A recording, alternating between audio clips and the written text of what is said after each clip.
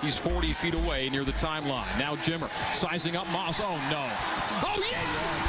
Oh, yes! Oh, no. Oh, yes. Jimmer Range is back. If you're listening to this, it is either the day before or the day of the college basketball season kicking off. So congratulations, everybody. We made it. Merry Christmas. Happy holidays. You know, this is a holiday for us. So we're very excited. I'm Carl Heiser, joined as always by my co-host, Alex Cervantes. And we're kicking off the college basketball season with our Hot Takes episode. We did this last season, and it was a lot of fun. Probably my favorite episode that we did all of last year alongside Tristan Freeman. This time, we got Greg Waddell in the house. G Wizzy. He is half of Sleepers Media, producer for Field of 68, Field of 12, part of Multiplicity Media Group. I mean, the bylines for Greg just go on and on, so I won't exhaust all of those. But Greg, how you doing today? I'm doing great. Thank you guys for having me. I said before you clicked record that I think you picked the right person to come overreact and make hot takes. So I'll do my best to step into Tristan Freeman's shoes. I didn't know he did that for this episode last year, so I'm sure that's a high bar to jump over. I probably won't replicate the Pittsburgh dialogue. I think I could get him beat everywhere else. Yeah, I truly don't remember what his Pittsburgh-centric take was, but I do know we had plenty of takes that aged really, really well. Yes. Both Alex and I predicted Virginia Tech would win the ACC tournament, and they did. We also had a lot that aged poorly. I think Alex had Chase Audige making an all-conference team, which I did. Didn't happen at all. I did see that. So for the viewers at home, whether you're listening on Spotify or watching on YouTube, the way this is going to work is we have 10 different categories for these hot takes. We're going to run through them, so you'll get up to 30 hot takes from us, assuming we don't double up any of them. So we have one for each of the Power 6 conferences. We have a mid-major hot take. We have a hot take centered on our favorite team. One of my favorite categories, a preseason top 25 team to miss the NCAA tournament, and then a miscellaneous category where we can get creative. So we're going to start things off with the ACC. Alex, I'm going to turn it over to you. You're the ACC guy, so hit us with your ACC hot take. I don't think a Duke player will make all ACC first team. And if that happens, it would be the first time that occurs since the 2006-2007 season. I don't hate that. I see a lot of people saying, like, yeah, Derek Lively, Drew Whitehead. Didn't Jeremy Roach make the preseason? He did. All conference first team? So Yes. you're not predicting the Jeremy Roach breakout that a lot of other people are predicting? I guess in terms of like breakout, if we're setting the bar at like they were a single digit scorer their first 2 years and they're going to eclipse that this year, which is kind of what that bar is. I think he will. Obviously he needs to get into double digits for this team to be successful, but I don't think he gets past like probably 13 points a game. I think there's a lot of mouths to feed on this roster, and I honestly think the Houston scrimmage from this past weekend is kind of wearing on me a little bit. This is more. I know I told Carl this was like a take I had in the spring, but like that is kind of adding fuel to the fire. They went 2 of 17 from three. Ryan Young played 28 minutes. I mean, obviously that's not going to happen when Derek Lively comes back, but I don't know.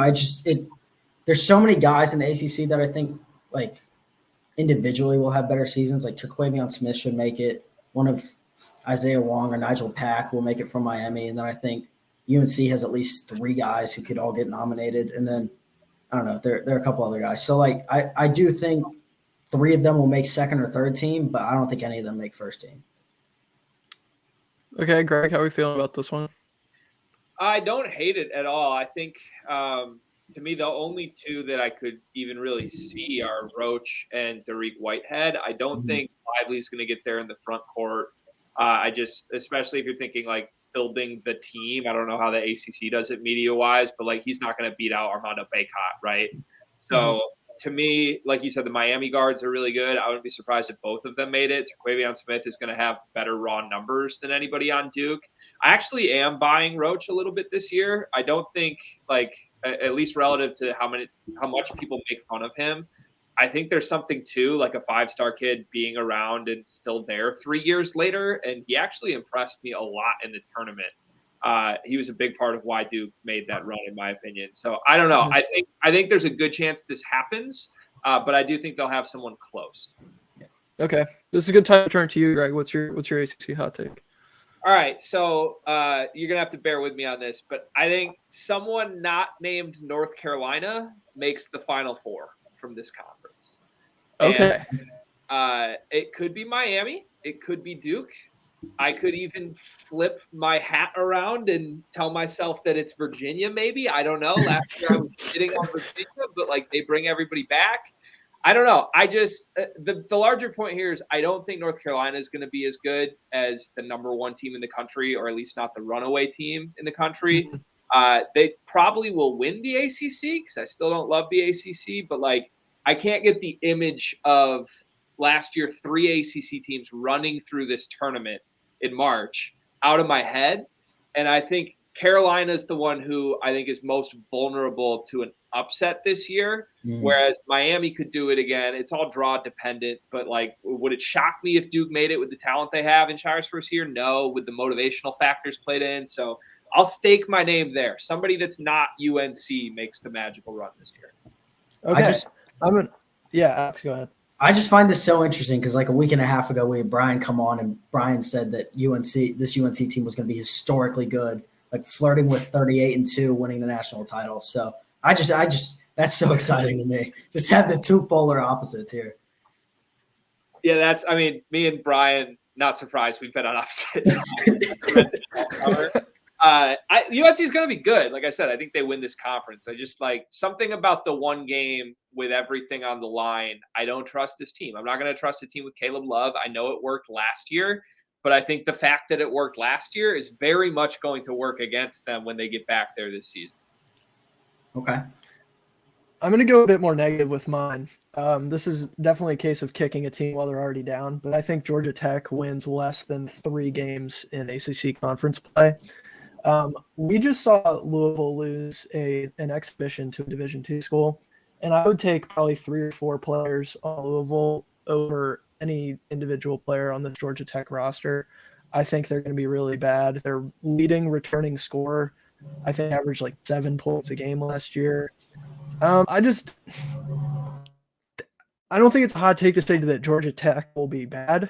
They finished with 5 wins in conference last year, but I think we could see them just completely bottom out. I don't think they have really anything to play for.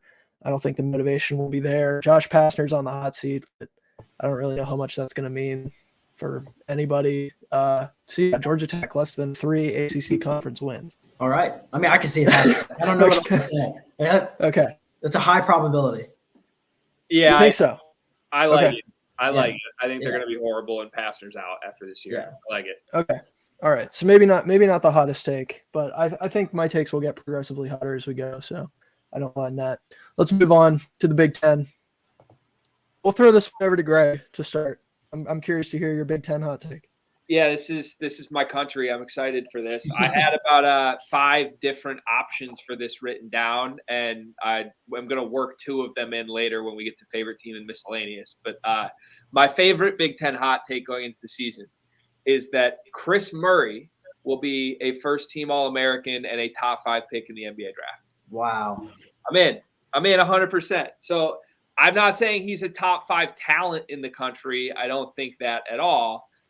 But I do think that Fran McCaffrey is that good at featuring one player and turning them into the production you need to warrant that type of praise and that type of next step to the NBA. I do think that he's probably 80 to 90% of what Keegan Murray was at this time last year, though. Whether that becomes what Keegan looked like exactly or not, I have no idea. I think it's possible. Like, I've seen this team up close in person, and they can do a lot of the same things. The thing to me was that last year's team was better. Like, losing Jordan Bohannon's going to hurt them. Obviously losing Keegan hurts them. They had 2 of those guys. Now they have 1. So I don't know how much that would hurt this campaign, but what I feel very confident in is Kris Murray's going to score 22, 23 points a game. He's probably going to be Big Ten Player of the Year. And everybody's acting like they're going to be shocked by that when, Fran's put 3 consecutive seasons out of a guy scoring that much. So no one should be surprised. I think he's going to be a lottery pick. I think he's the Big Ten Player of the Year runaway. Okay. I know right. This is definitely on brand for you after being an Iowa super fan at the end of last season. So I like it. I'm I'm definitely not as high on Kris Murray as you are. I definitely see the path where he has the usage necessary to put up those types of numbers. But I'm not ready to go there with you, Alex. I don't know about you. What do you think?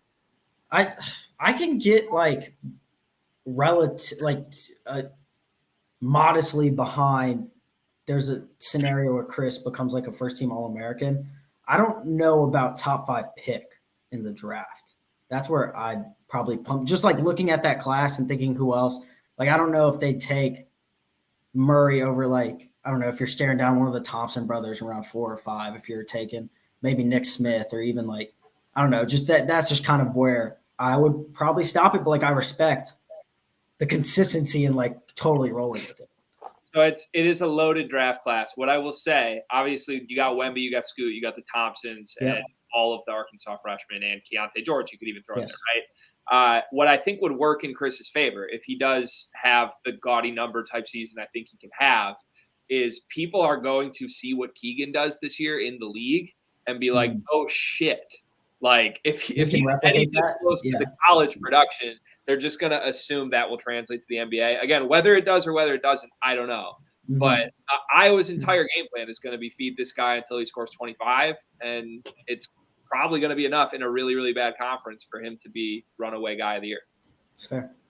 Yeah, I mean, that has been Iowa's game plan for the last few seasons. It's just we're going to let them have whatever they want, but we're just going to try to score more than that. So I do think the system there is definitely conducive to him putting up numbers. Alex, what's your Big Ten hot take? I think Rutgers wins the Big Ten tournament. Okay. All right.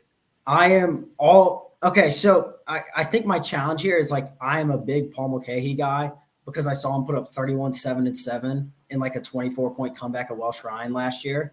And I think that is like my one image of him. I'm like, this guy is at the least a Big Ten all honorable mention. I think this is the team that they are so good defensively. If they are a like top 6, like contingent a little bit upon the draw in the tournament. Like I could envision that a world where they win, they can stay in Chicago for 3-4 days and at the very least make that fun. And I think the Big Ten is down like as a whole. I think there's going to be a lot of parity. So I think that is also conducive to this, but especially assuming they can get Caleb McConnell back. I know he's hurt and out for an undisclosed amount of time, but I just like that roster construction. Plus, Pickiel kept everyone, no one left in the portal, right? Like that was a big deal, and I don't know. I'm buying into that. Like I don't think they finished higher than 5 in the conference, but I like them to make. I'm taking a flyer like I did on Virginia Tech last year. That's kind of where this went, but yeah. Okay. I like the take. Just based on where the Big Ten is as a conference, I do really like this. I'm not going there, but I like it a lot. I like Rutgers. I'll stake my flag with you on Rutgers. I don't think, as far as this exercise goes, I feel like picking a conference champion in the tourney is just too random for me. Okay. Like it's too hard for me to say like, oh, I like or I dislike that take because I think like any given team could win 3 straight games at that point. Yeah. But I like Rutgers. I think they're probably a top 5 team in the conference. And I'm with you on Mulcahy for sure. I think he's going to have a great year. Okay. Yeah, Alex doing his best Andy Katz impression and putting out a pro Rutgers take. I like it. All right, my Big Ten take, I'm going to keep it generic, and I'm just going to say I think the Big Ten produces just one Sweet 16 team this year. If you press me on it and ask me to give a specific team, I would probably say Illinois. I really like their versatility. But overall, if you look at the top teams in this conference, like I do not trust Indiana at all. I really don't think that they're this top 15 team. A lot of people are projecting them to be. Michigan, I mean, we'll see. They have the star power with Hunter Dickinson. I do think they're a tournament team, but I don't know about winning 2 games, even though they have made it each of the last 2 tournaments. And then, like, you get after that and you have, like, Ohio State and Michigan State and teams that I don't know that they'll get higher than a 6 or a 7 seed from tournament time. And I just don't like the matchups there. So I'm going to say the Big Ten only gets one Sweet 16 team. And if you want me to be more specific, I'll say Illinois. But. I thought this was the Hot Takes episode. Not that that's going to happen. Come on, you're 2 for 2. I'm just like, oh yeah, for sure, that's gonna happen. Oh, getting called All out. right. I don't mean to. I'm not actually shitting on it because it's a great pick. That's what I mean. Like I'm in on that 100%. But like Okay. the Big I Ten just think is horrible, right? Like I think I'd be shocked if. I guess not shocked because it's the tournament. Anything could happen. But like the realistic candidates are probably just Illinois, Indiana, and if you squint, Michigan. Yeah. Like beyond that, like it would be a shocker if like Zach Edey and 2 true freshmen, 160-pound backcourt guards made it. Like it's Tom Izzo, so anything could happen, but he hasn't made it the last 3 years. Like this isn't the roster for that to happen. So I don't know. Maybe like 2 of those 3 could make it. It's possible, but they just don't have even like the chips they know. Like last year was like, oh, there's 6, 7 good teams. Yeah. Somebody will get there. Like this year, it's like, no, they need the dogs to get there, and I don't think they have the dogs. Yeah, so I guess when you break it down, maybe not a hot take, but I'm kind of going off of like you look at it on paper and the Big Ten only producing 1 Sweet 16 team. I think a lot of people would look at that and be like, wait, what? So I'm kind of leaning into that a little bit, but yeah, maybe when you break it down a little bit, not the spiciest take that I'm going to have. We'll move on to Big 12 now. I'll start with this one. I've had my ear to the streets, and the streets are telling me that West Virginia is going to be better than we expect. I don't know that I'm willing to go that far, but I do know that if West Virginia is a little bit better than the consensus has them, that Trey Mitchell is going to have to pop off this year. So my hot take for the Big 12 is that Trey Mitchell makes an all-conference team. I think people forget how good he was at UMass, really productive. He goes to Texas, and the problem with Texas last year was that everybody went there thinking, I'm going to average 20 again, and nobody did. So Trey Mitchell going to West Virginia, I do think he will be their best player. I think he'll produce enough to make an all-conference team in the Big 12. I don't know. I don't know. That might be my response. I can see a world where Huggins pulls off some miracles, but I don't know.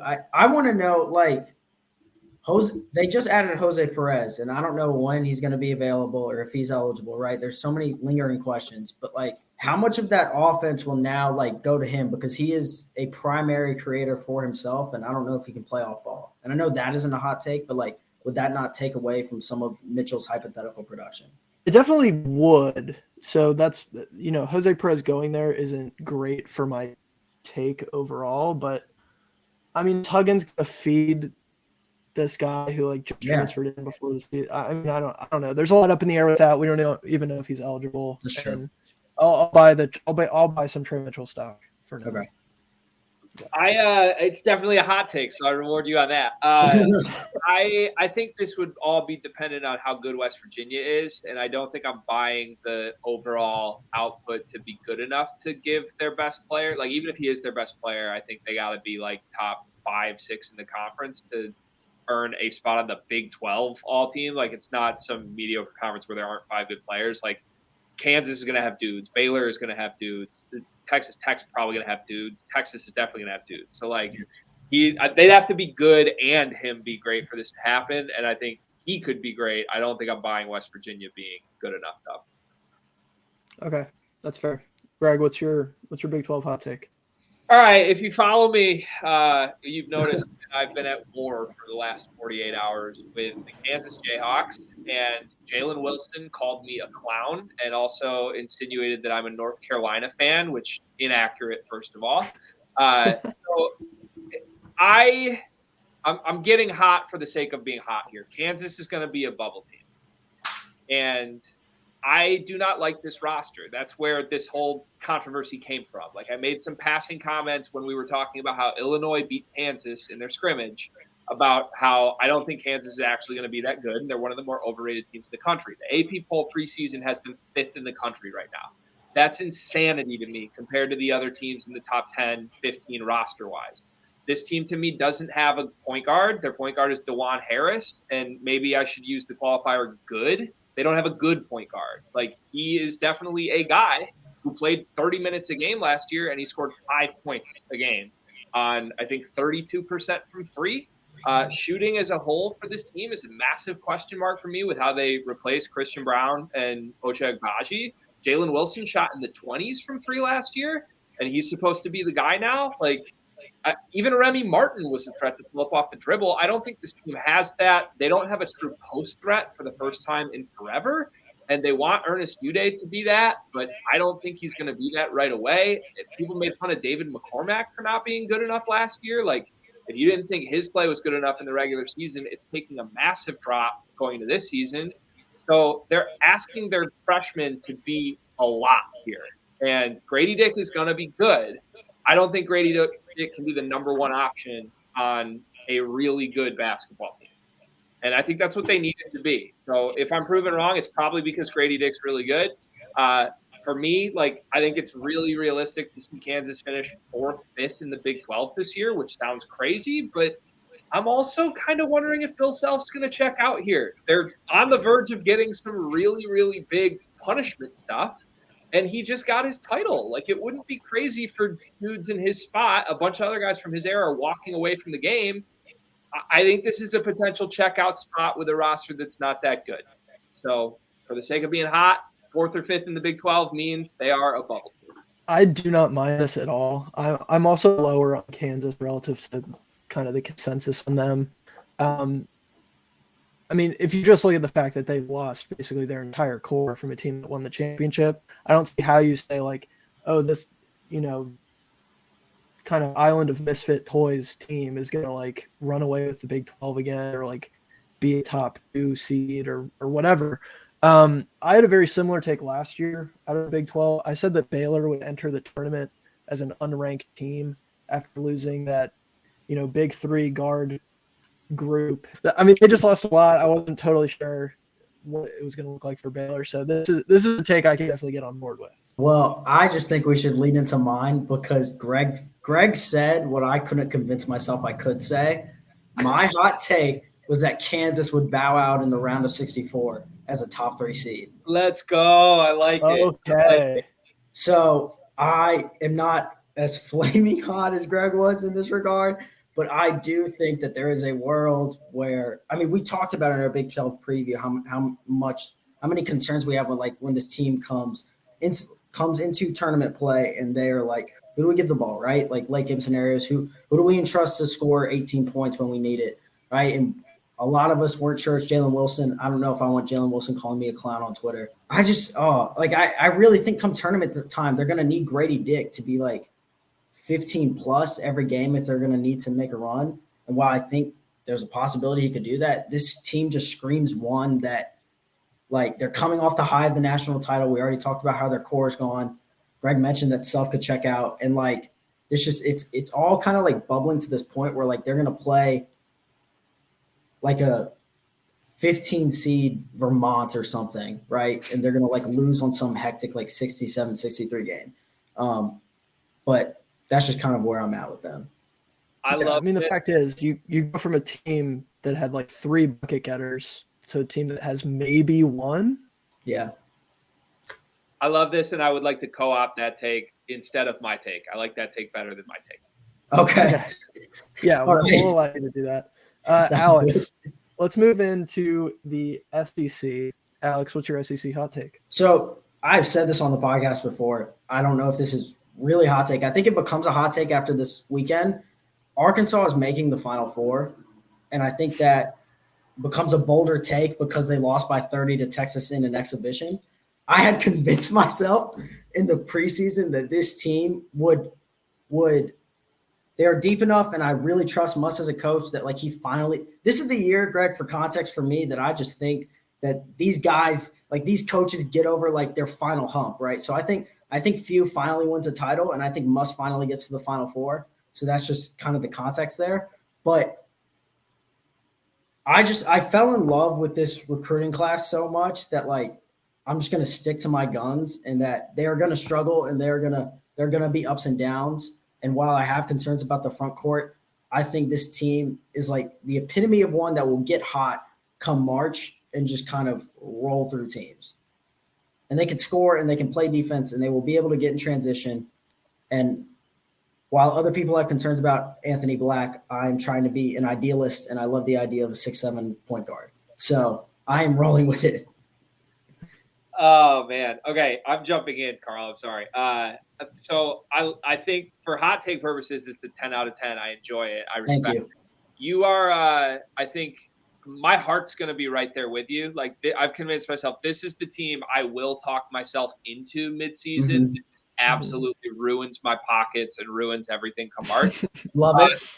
The problem is I'm actually starting to get skeptical that they're even going to be that good in the regular season. Like, I don't think it's even going to be like a flame out in March thing. I'm concerned they're going to be like an 18-10 team or something. Oh, okay. And maybe I'm wrong there, but like, I don't think Texas in any setting should beat anybody by 30 stars like this. And I overreact to all the preseason stuff a little too much, but I think people forget like the Mitchell twins were a take. Yeah.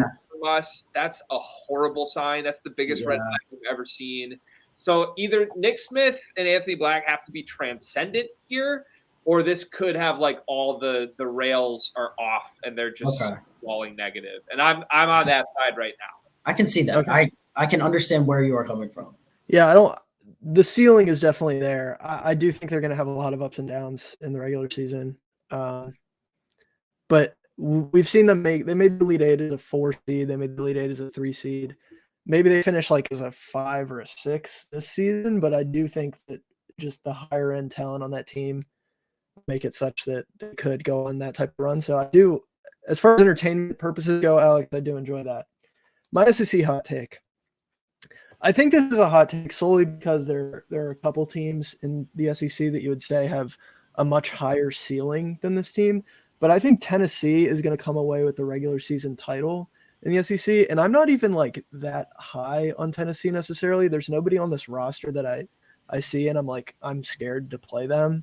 But I do think they're going to be consistent enough and disciplined enough and have a good enough defense to where over the long haul, regular season, I think they get it done. I have a lot of questions about Kentucky and this like mysterious knee procedure that Oscar Tshiebwe had that nobody's seeming to want to talk about. And then Arkansas, like we just talked about, I think their valleys are going to be pretty low. And while I like the ceiling on them, it's going to take them a little bit to figure it out. And I think Tennessee will be a little more consistent throughout the year. And so I like them to win the regular season title. That looks good after the Tennessee Gonzaga scrimmage right now, too. It does. And maybe some of it is maybe I shouldn't be buying stock when it's this high. Yeah, I actually am really, I guess, quote unquote, scared to use that term of Ziegler. I think he's the guy that makes them go. And if this happens, like he could be an all SEC player of the year type guy. Honestly, I love him. So I'll jump into mine though. And this has now convinced me, us three going around the horn, that Kentucky's winning this going away because none of us are going to mention them. But my hot take is that Florida wins the SEC. Oh, wow. Okay. I love this roster. I absolutely love this roster. And I really like Todd Golden. And I think this is the first time that Todd Golden, one, is in a spot that anyone's going to pay attention to other than us freaks who love college basketball. But two, it's the first time Todd Golden has a roster with talent like this. No offense to what he had at San Francisco. But, like, you give Todd Golden some future NBA guys, I think you're going to like the returns because of how good of a coach he is. I love Kyle Lofton. I think people kind of are writing him off after the Bonnies just weren't as good as they should have been last season. But I think he's one of the best portal ads. I think Will Richard's fantastic and is a guy who can grow a lot still. Alex Fudge is a guy. We have no idea how good or how bad he's going to be, but the top-end talent is there. And Colin Castleton returning to that team to play for a new coach is like one of the more slept-on things in all of college basketball to me. He's dominant. He's not Oscar Tshiebwe, so you won't hear about him as much. But, I mean, he can get 6 blocks in a game, and that's just a normal game for him. So I love this roster. I'm buying into Golden, and I think they can win the SEC. I like it. I don't know. I'm very easily influenced, I would say. And so that CBS Sports, the CBS Sports recruiting article where they did the 5 days with Golden, that just – I don't know what it was, but really especially after all the San Francisco stuff, but really fell in love with him just by reading that stuff by Norlander. But I like that take. I do kind of think that we are kind of now just like etching in stone that Kentucky is winning this conference. But Yeah, I don't know. That's a fair take. I would think like all the other teams would have to lose at least 4 or 5 games though. Florida's going to win it because I don't think they're going to be like this perfect, maybe 2 losses in conference play. But I do think Florida is a team that not enough people are talking about leading up to the season. I will grant them that. I'm not quite there on Todd Golden as far as like being really good right away. He was basically a 500 coach in WCC play, and some of that he'll have better personnel. I'm not quite there that he's like ready to make that jump to the SEC and win the conference right away. But all right, let's move on to the Pac-12. I'll just start. Mine's pretty simple. I don't have anything. I don't think this is like a blazing hot take, but I think UCLA just clears everybody in this conference. I think they win the conference by multiple games. I think we could very easily see a scenario where we're entering March and UCLA is the only ranked team in this conference. And maybe if that's a hot take, I'll go with that. UCLA to me is so far above any other team in this conference. That's kind of it. I'm going to reserve comment until we get to mine because I'm on the opposite side of this. Okay. I like it. Alex, go ahead. No, I feel like this feels kind of similar to like last year's take where you were like Oregon will clear UCLA because you were not high on the Bruins last year. That was your take, right? I think that's what you said. I thought it was Oregon and UCLA that you were like back and forth about, and then you were like, listen, I may have to go back and look at that episode, so I may not be. Yeah, we'll run the tape back and we'll figure that out. But I hope it's not something that I actually said out loud based on how the season ended up going. But Greg, you've intrigued me. I want to hear what your Pac-12 take is. All right, we're getting hot again, but that's what I'm here for. Arizona will win this league by 3 games. Okay, all right. I love this roster. I like what they did, and more importantly, I'm also going to do a trope I always do. I'm going to compare them to a Michigan team here. This reminds me of the year after Michigan lost Trey Burke and Tim Hardaway Jr. to the draft, and people acted like, oh, shit, they lost their stars.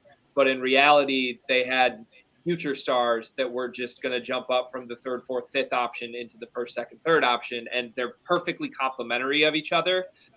Look, Kirk Risa, his up and down shit drives me crazy, but there's a reason that he was the point guard on that team and they were so good last year. Like, he can rein it in at times and can win you games.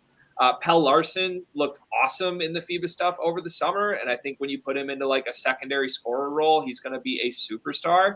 And I think Tubelis is the player of the year in this conference. I really do. I think for him to average what he did last year on a team that had Ben Mathurin and Koloko in the front court with him, like, speaks to how productive he could be when that front court opens up a little more and they actually want to drive offense through him. So I also am buying Tommy Lloyd just in general. Like Mick Cronin, I looked this up. He has 2 regular season conference championships in his career at both UCLA and Cincinnati, and he's coached like 25 years at those 2 schools. So this includes last year when they were the runaway favorite and were not the winner of the Pac-12. I'm buying that Arizona is just going to be a program that stays at the top right now.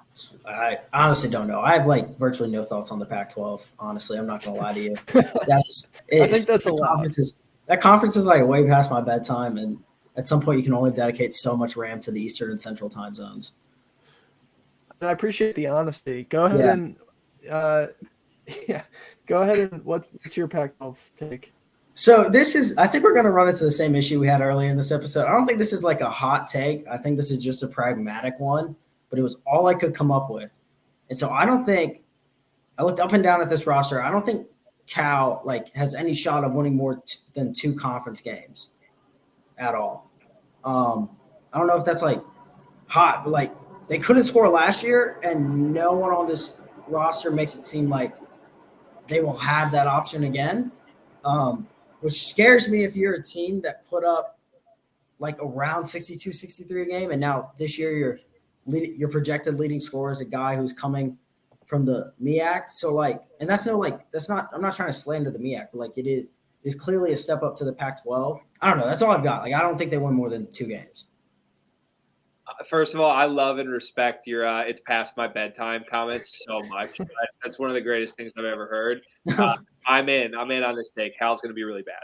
We'll move on to the Big East now. There's not really a lot for me to say about my Big East take because we kind of have mentioned that once you get to like conference tournaments, things are like pretty random and things can be pretty volatile and really anybody can win.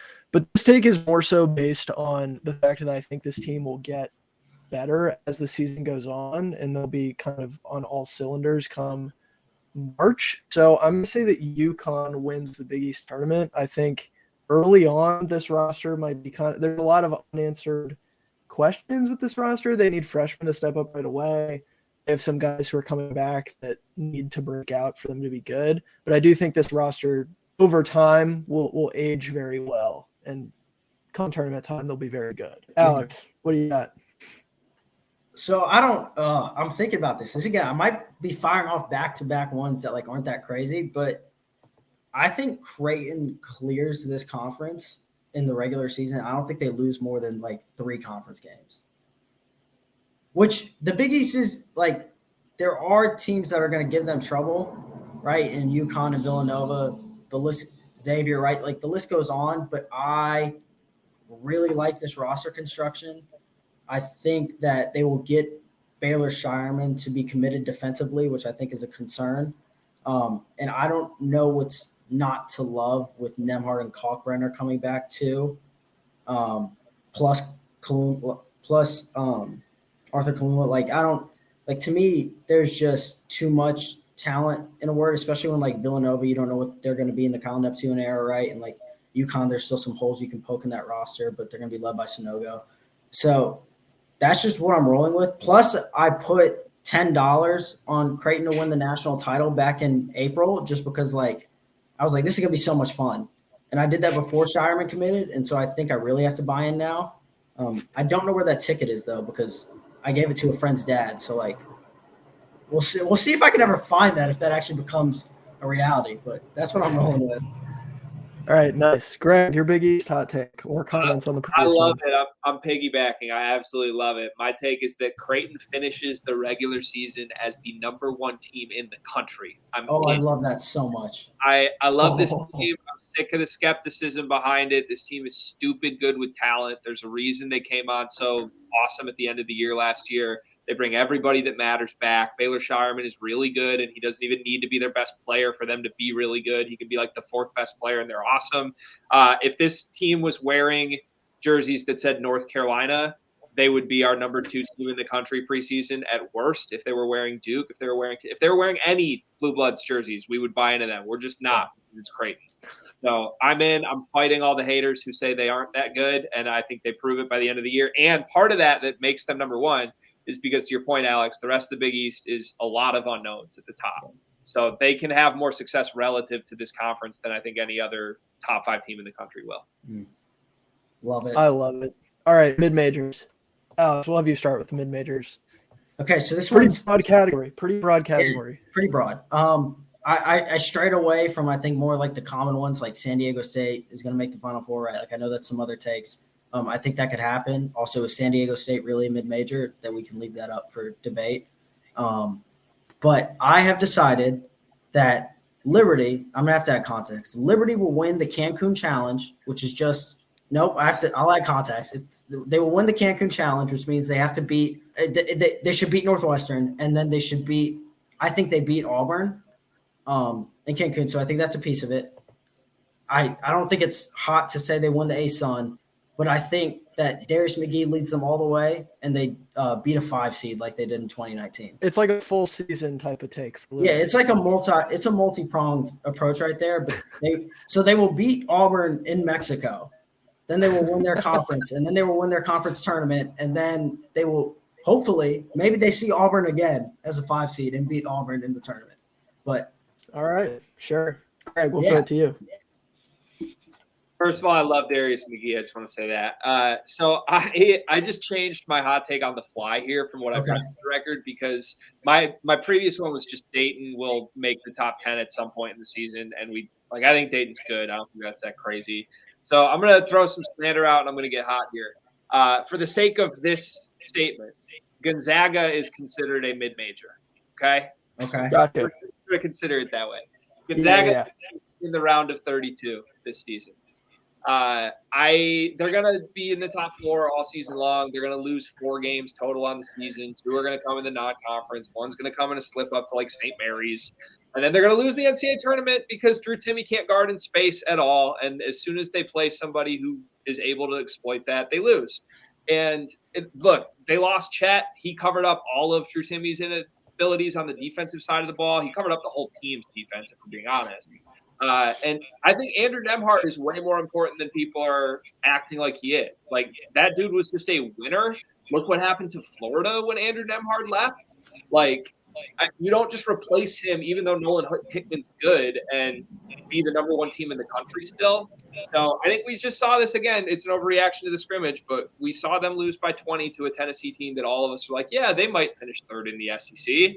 So let's not pretend like Gonzaga is going to be this runaway favorite this year. And even though because of their record, they will be. They'll be a 1 seed. And if they play the right 8 seed, I think they lose in the second round. I wholeheartedly agree with the Andrew Nembhard love. I don't think it's going to be that easy for them to just throw Hickman in there and say, like, all right, go be the point guard now. It's not going to work that way. And then they do have Malachi Smith, who can be a ball handler, but, like, there's nobody on that team that's going to be nearly as good for them as a point guard than Andrew Nembhard was. So, other thing I just want to throw out there, just keeping my eye on the chemistry monitor here. Malachi Smith, when we did our, like, top backcourt stuff this year, we did not include Malachi Smith in it because just positionally, like, we felt we had to do Hickman and Bolton. And he like hit up the field of 12 or field of 68 DMs and was like, keep sleeping. So I am interpreting this 100% as Malik. And we had Gonzaga's backcourt ranked in the top 3, I think, in the country with those other 2. Stop sleeping, Greg. Gosh.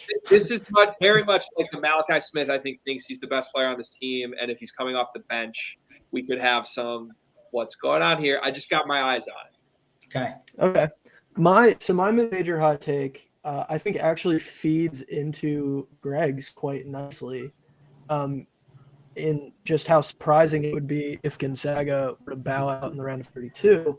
And I'm going to say that this is the year that Drew Timme wins National Player of the Year.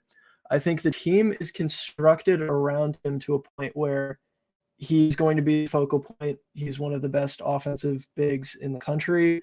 I do think Gonzaga is going to rack up a ton of wins in the regular season. And a lot of that is going to be on his shoulders. But then, come tournament time, maybe they disappoint again. And I would be disappointed as somebody who's defended Gonzaga to just the mob of haters over the last few years. But I think that would feed into the whole system quite nicely. If, like, Drew Timme goes off this year, Gonzaga's really good. They get a 1 seed, and then it's over before the first weekend is up. Let's move on to favorite team. This one will be pretty unique to all of us for the approach that we take. So I will be giving one on the Maryland Terrapins. Greg, I'm assuming you'll be giving one on the Michigan State Spartans. And Alex, Northwestern? Is it going to be an all Big Ten? Okay. Yes. All right. This is just Big Ten round 2. For the record, though, I'm going Michigan, which that's a whole nother. You are? Yeah, Michigan is my team for college hoops. Okay. Gotcha. All right. Well, Greg, how about you get us started? Okay. So I thought long and hard about this because I don't love the Michigan roster this year, and I was trying to think of the hottest way to go. So I have one player I'm buying stock of. Doug McDaniel will be the starting point guard for this Michigan team by the NCAA tournament. And I don't mean that as an indictment on Jalen Llewellyn, who has been brought to be the starting point guard. If anything, it's an indictment on Kobe Buffkin, who I still think might not be playable at all for this team. But regardless of if he is or is not, I think Doug McDaniel is awesome. I think he's an absolute killer. He's a top tier A competitor guy who's going to pick you up full court, be a total pest. He's only 5'8", he's definitely Tyler Ulis size. But when they did the overseas trip, he was playing against 30-year-old grown professionals, and that didn't matter. He was attempting 11 shots in 20 minutes and pretty efficiently as well. So all the reports out of practice are that Doug is a monster. Juwan Howard, who historically has never given anything of substance to hype up his freshmen, even when he had Musa Diabate and Caleb Houston, cannot stop gushing about Doug McDaniel. I think that matters. I think he's the point guard very, very soon. I like it just because I think Doug McDaniel even just looking up and down the freshman class, is probably like the third or fourth one that you mentioned when you're talking about this Michigan roster. So I do think that would be quite surprising for a lot of people if that were to happen. Alex, what's your Northwestern hot take? I'm gonna roll with 2. 2. All right. Yeah, I think because of sheer production and the absence of a front court, that Boo Buie will at least be an All Big Ten honorable mention, if not an All Big Ten second team member, whether that is the coaches or the media. And I think Chase Audige makes all defensive team. Okay. So you think that – where do you think Northwestern finishes in the conference? Oh, like 11th or 12th. But solely on the fact that they will run high pick and rolls with Titus Verhoeven from the start of the game till the end of it, and it will be Boo doing exactly what he did with Pete, except now he doesn't have really that option to dump it off to. So it is going to be a ton of floaters. It is going to be a ton of 27-foot pull-up jumpers that are early in the shot clock that make your head spin, but some go in. And I think I just finished writing a feature on Chase Audige, and I'm fully bought into the fact that he is healthy, and we will see at the very least shades of 2020-21. All right, here's my hot take about the Maryland. I'm in on Boo Buie. I just want to say that real quick. Boo Buie's going to make an all-conference team. 100%. Yeah, Boo Buie's him.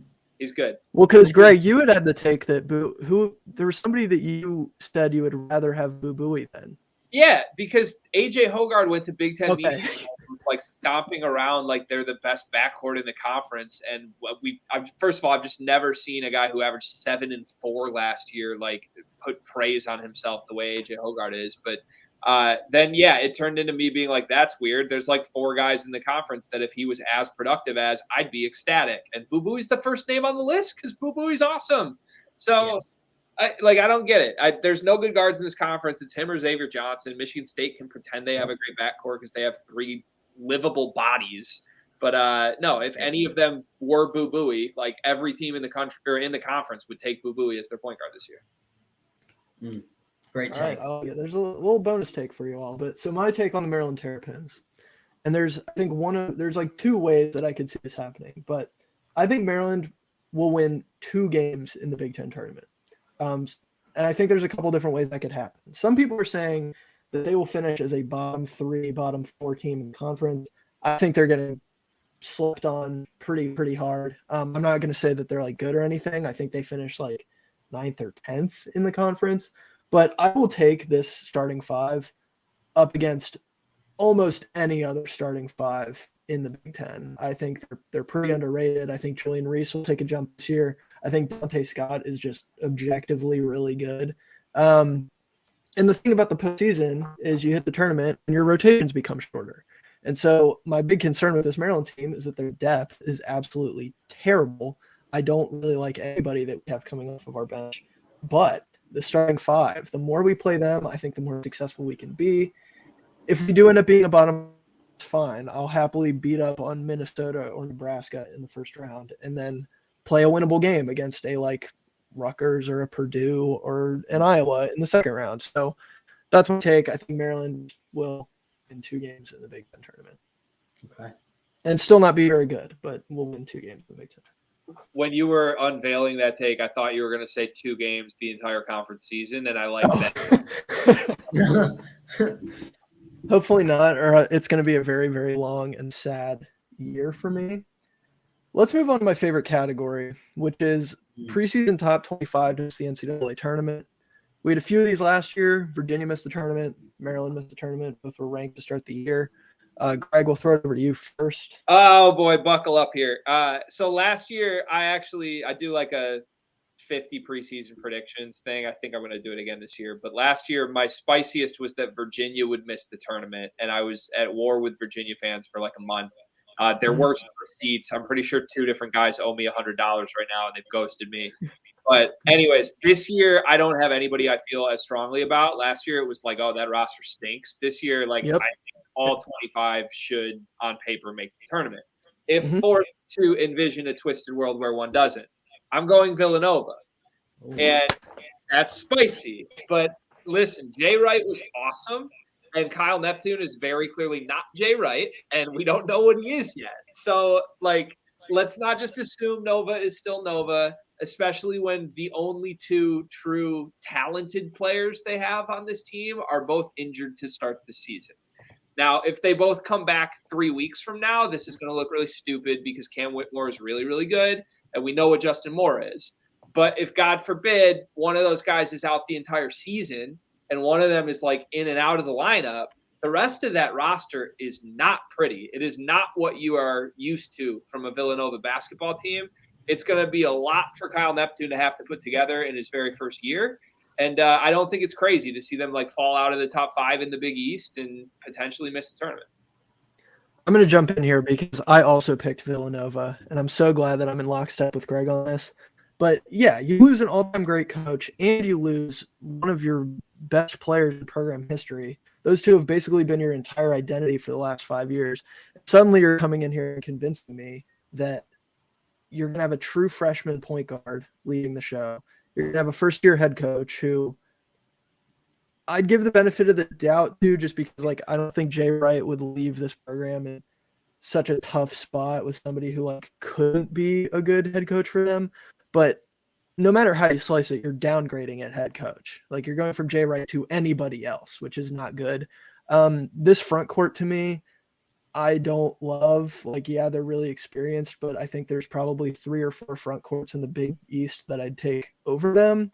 And this team is just not deep at all. Like you get to like the 6th, 7th man and suddenly Chris Arcidiacono is staring you in the face. And I just don't know that that's something that's going to be good for this Villanova team. So I do agree. I'm high on Cam Whitmore, DMP guy, represent, but I would say looking at the top 25 as it sits right now, if I had to put money on it, I'd say that they all are tournament teams. But if there was a team that just absolutely flamed out, missed the tournament, I'm going to go with Villanova. So, Alex.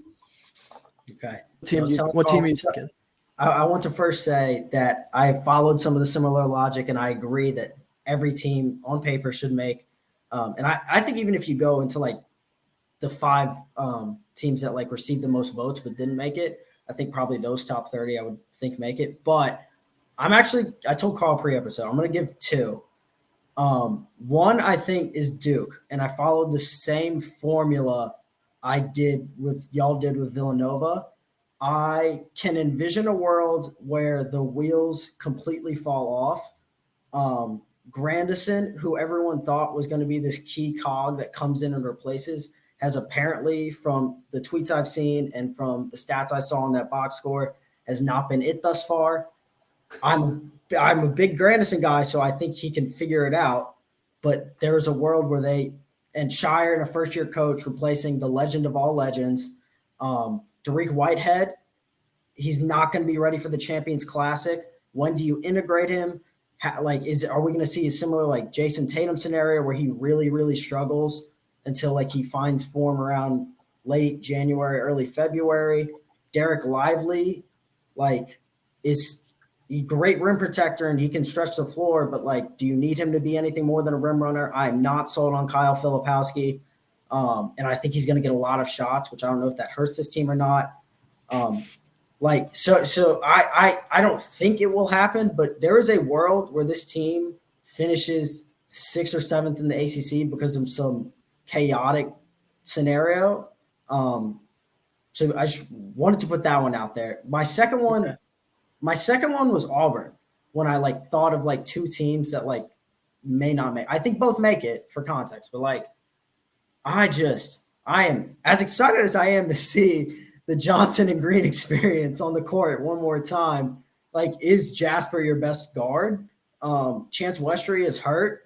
You Johnny Broome and Johan Traore are great, but they're not going to replace. I trust Bruce Pearl as a coach more in this scenario, but I'm talking myself out of this as I am saying this. So I think I'm just going to roll with Duke. Okay. Wow. I had all these notes on my Google Docs. I was like, this seems so smart in my head. And then I started speaking them as I'm looking at them. I'm like, this doesn't make a ton of sense. And I don't want Auburn fans coming at me on Twitter because I've seen what that did to Tuck Clary, and I'm not sure I can fight that fight. Well, listen, you are a Duke fan, so I think if anybody's going to come out and say that, it has to be you. But I like that it kind of follows the same logic as the Villanova take. So There you go. Let me do one pushback on that. I actually didn't hate the Auburn one. I didn't hate either of them for the record, but when you pitched the Auburn one, I was like, I kind of see that. My problem with the Duke one is you'd have to realistically at least have like 6 teams in the ACC actually finish ahead of them. And I think when you start listing those teams, once you get to like 4, it's like, what are we doing? Like, is Notre Dame going to be ahead of Duke? If Notre Dame finishes ahead of Duke in the conference, it's going to be a tough podcast. Yeah. Right. All right. Let's last category. Greg has to go pretty soon, so we're just going to run through these, throw them out there. Miscellaneous. This was our opportunity to get creative. I'll start. I think at my miscellaneous hot take from last year was that we would see at least 2 blue bloods in the Final Four. Lo and behold, we saw 4 blue bloods in the Final Four. I'm going to follow some similar lines this year and say that at least 2 teams from the state of Texas make the Final Four. Baylor, Houston, the obvious favorites. You also have Texas. You also have TCU. Texas Tech, I don't really think that they're going to go that far, but like if you want to throw out another team that's going to be annoying with their defense, you can throw them out there. Mark Adams, good head coach. If you want like deep mid-major sleeper, you can throw out North Texas even, who's going to have a really good defense. Maybe not the offensive production you want, but I think we could see at least 2 teams from the state of Texas make the Final Four. That's my take. Okay. North Texas gets a mention, but no Texas A&M. The Aggies are down bad, man. I totally forgot about them. To me, they're like the 7th best team in the SEC or 8th best team, so I forgot about them. So my apologies to the Aggie faithful, but I like the take a lot, though. I like it. So I followed a similar logic to like yours from last year. I'm just going the reverse. I don't think – and I think it might be a hot take because all 5 of them are ranked inside the top 10, plus Indiana if you want to throw it in there. But I don't think any blue blood makes the Final Four. I don't think it's a hot take. Again, we've talked about like how quickly the wheels can fall apart in March, right? Upsets are galore. It's why it's March Madness, but – can we get a quick blue blood definition? Like, is UCLA in there? Yes, I counted UCLA. I counted like the 5 winningest programs in college basketball history. I counted UCLA, Kentucky, Duke, UNC, Kansas. Okay. And then to not upset the Indiana faithful, Indiana pre-2000. Indiana's not a blue blood. All right, let's just get that out of the way right now. They've won 4 national titles. 5 national titles. I had to say it. I would love it if that happened. For the record, I'm all in on that. I hope that 100% happens. All right, Greg, close us out with your miscellaneous hot take. All right, so you threw Michigan State out earlier. I got to give Michigan State take while I'm here. I think this year is going to be ugly, like super ugly. I think Michigan State loses 15 regular season games. Oh my gosh, 15 regular season games. Now that sounds absurd on paper. But you have to take into context that they are genuinely not exaggerating, playing the hardest non-conference schedule any college basketball team has ever played. Like, they are underdogs in 6 games minimum in the non-conference. And they're going to lose to Gonzaga and Kentucky without question. I think they should lose to Villanova, except that game is at home. They have to go at Notre Dame, which isn't necessarily easy for a team that has a 5-star coming in and has talent still there. Who am I missing? They play Alabama in the opener in the Phil Knight Invitational, and then they have 2 more games regardless of that. I think the best case scenario that's realistic for that is 1 and 2. So it's just not easy. Like, if they lose 5 in the non-conference, which I think is a pretty reasonable scenario, you're looking at 10-10 in the Big Ten, which has been right around where they've been the last 3 seasons. I don't think they're necessarily making a jump. If they had a great Big Ten year, they're 11-9, 5 + 9, 14 Big Ten tournament. Like, it's not crazy when you do the math on it. So I think like a great year for them would be like 4 non-conference losses with this schedule, and then 11-9, and then you're at 13. And I don't think that's going to be a great year. I think this roster stinks. They don't have a point, or they don't have a center. Their guards are mediocre, and that's where I'm at on Michigan State. All right, sweet. That's going to do it for us. Those are all our hot takes. Thank you to those of you who are listening on Spotify or watching on YouTube. Big thank you to Greg for coming on and being the guest for this episode. Hit us with some really great hot takes. Greg, you have a lot of things that you could plug. So is there anything specific coming down in the future that you would like to plug? Yeah, I have two things I want to plug. One of them is mine, and one of them is yours. First of all, shout out Jim Arrange. Thanks for having me on. This was fun. Carter and I'm going to actually drop some news that we haven't even announced yet, but I'll break it on the Jim Arrange podcast. We're going to be doing a Big Ten travel show this year that's going to be launched on the Field of 68. So we're hitting 10 of the 14 venues, and it will be broadcast out through the Field of 68 network. So stay tuned for that. We're ecstatic. We're really excited about it, and it should be a lot of fun. And then second plug, the filter that you guys made for TikTok and Reels and all that stuff, the team rotating one, is like the most useful, awesome thing anybody's ever made in college basketball. So if you're a fan and you want to do TikTok content, get the Jim Arrange filter because it's slapping. All right, well, thank you. I'm really looking forward to that live show. That is going to be a lot of fun. Are you coming to Evanston? We are coming to Evanston. Yes, Let's go. Yes, We're coming sir. to College Park. We are not coming to College Park. So the four – actually, it might only be – is it 3 or 4? We're not coming to any of the East Coast. We're not going to Rutgers, Penn State, Maryland. And honestly, the only reason why is logistically the schedules. There wasn't a way to, like, knock them out where we did 2 at a time in the same weekend. Yeah. So we're doing. I think it's 6 total trips for the 10 that aren't on the East Coast, and like most of them are like a Saturday turnaround Sunday. Hit 2 of them, so it'll be fun. Sweet. That's Yeah, awesome. that should be awesome. Big thank you again to our viewers and our listeners. Be sure to follow on Spotify, subscribe to the YouTube. You can follow Jim Arrange at Jim Arrange Pod on Twitter, Instagram, and TikTok. Our personal handles are also scrolling on the little ticker at the bottom. You can follow Greg at GWizzy12. At Sleepers Media, I believe, is the Sleepers tag. So that's going to do it. Be sure to check out Greg Waddell at all of his various escapades. Really, anywhere you look, you're going to find him. For me, for Alex, and for our guest, Greg Waddell, that is going to do it. We will see you next time.